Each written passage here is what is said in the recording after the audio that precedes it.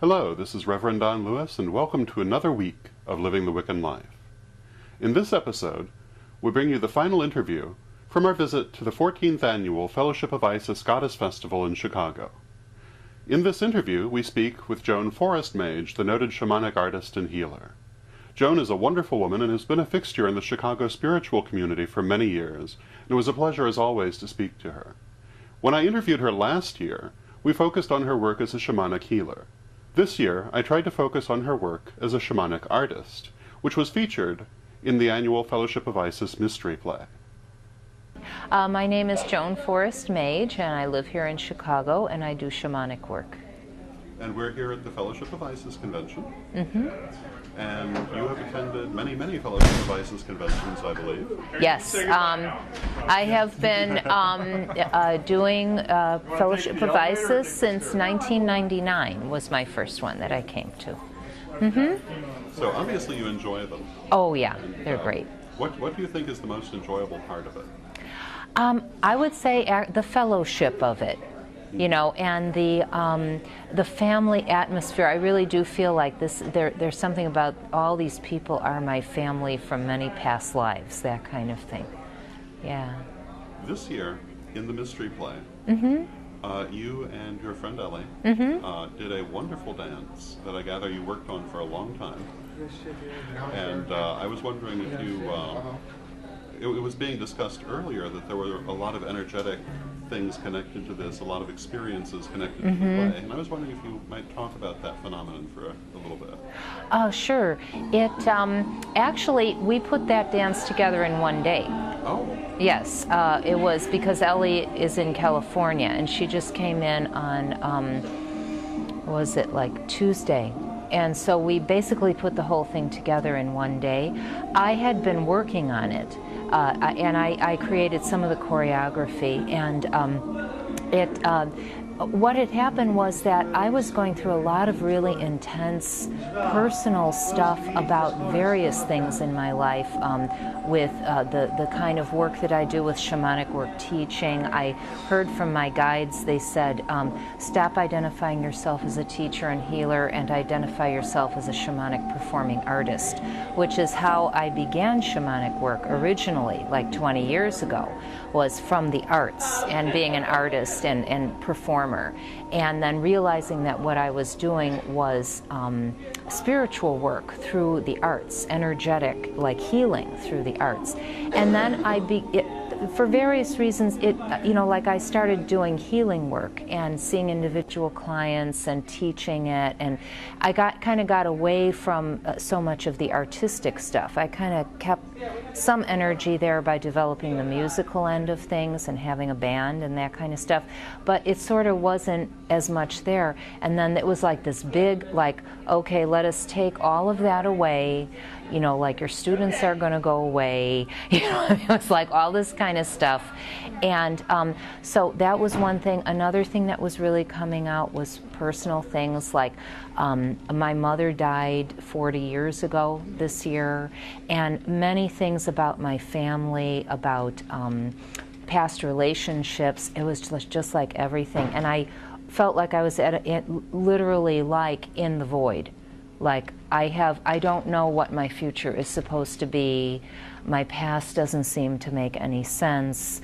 You know, I mean, just like, what do I do with the rest of my life? Like that kind of thing. If anything, do I just say, that's it, you know, my life is over? I mean, it was real deep. It was real, like, down in the depths. And I chose to go there because throughout my life, I've had these kind of episodes, and I've always just kind of glossed over it and said, oh, there's going to be a sunshiny tomorrow, you know, and like this kind of thing. And this was the time I said, no, I need to understand why I get so depressed when things don't work out. You know, and I just absolutely, the only thing that I need to do in life is face my shadow side. So that was the decision I made, like around the spring equinox. Well, I hadn't talked to Ellie for like a year because she had been my student in 1999, actually right when I started the Fellowship of Isis, and then she moved to California in 2000, and we've like kept in touch, but you know, not really seen each other. And I happened to call her right when I was in the real depths of everything, like in April, and she said, "Oh my God, I'm going through exactly the same thing." Like, exactly the same thing on exactly the same days. Like, on this day this happened. You know, my father called me and told me this, and she's like, yes, my father called me and told me. It was like, I mean, like, you couldn't be hit over the head with the synchronicity, and you know, it's like, okay, we're both meant to go through this together. And so we've like kept journals and written to, like, emailed each other and just like work through like forgiving, letting go, releasing, a lot of that, a lot of understanding of a huge breakthrough for me was I've had a bunch of teachers, like spirit guides, come to me. It's been a whole succession. Like, somebody asked me, well, do you feel like your guides have deserted you? And I say, no, it's like a zoo. I mean, it's like they're tripping over themselves trying to help me out. You know, so I mean, that has not been the issue, which is really wonderful. If anything, it's almost like I have a 500-page journal of like 500, like on a computer, not a small journal, like computer single-spaced, 500 in-depth, like every page filled with like journeys, because it was as though I was journeying for 6 months. I mean, it's like there's you know, spirit guides everywhere I'm walking, you know, talking to me. I mean, this kind of thing. And Ellie was saying like the same kind of thing was happening to her, you know, visions and dreams and this kind of stuff. So, places kind of tend to do that. yeah, and but I mean, she wasn't necessarily going to be in it, but I mean, it was just it was sort of like being in the black hole and being sucked into this. It's like, okay, I think you're supposed to be in this thing, you know. And so all of that kind of work went into the dance, like the birthing thing that I do in the center, you know, and then the thing about which was like what I was doing, like I went through about 5 or 6 heavy-duty dismemberment experiences, like where I had no ego. There was like one point at which for 3 days Artemis actually appeared and said, you're supposed to have no ego for 3 days. And that's a really interesting place to be. And that was kind of like the ripping up, and it's like when you're giving birth, or you're giving birth to yourself, or you're, it's death and birth, you know, and like letting go and going into the void.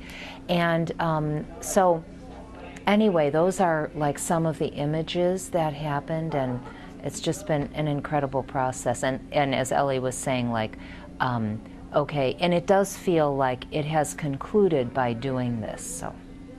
That's very good. Yeah. Any, do you have other questions, perhaps?